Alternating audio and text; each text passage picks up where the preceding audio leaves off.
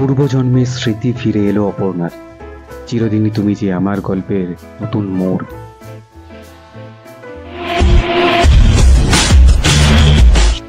চিরদিনই তুমি যে আমার ধারাবাহিকে একের পর এক চমক দর্শকদের মনে কৌতূহল বাড়িয়ে তুলেছে। আবারও অপর্ণা ও আর্যকে সামনে রেখে আসছে নতুন রহস্য।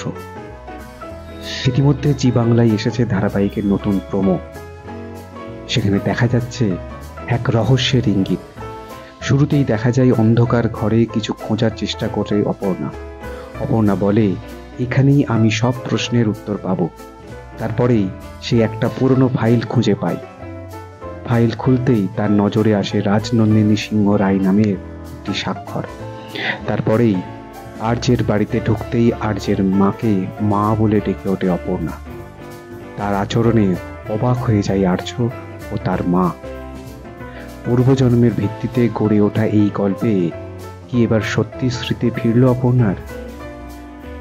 তবে কি অপুই পূর্বজন্মের রাজনন্দিনী আর আর্য ভিলে? গল্পের নয়া মোড় কি বদলে দেবে আর্য অপর্ণার জীবন? জানতে হলে দেখতে হবে চিরদিনই তুমি যে আমার পর্বগুলি।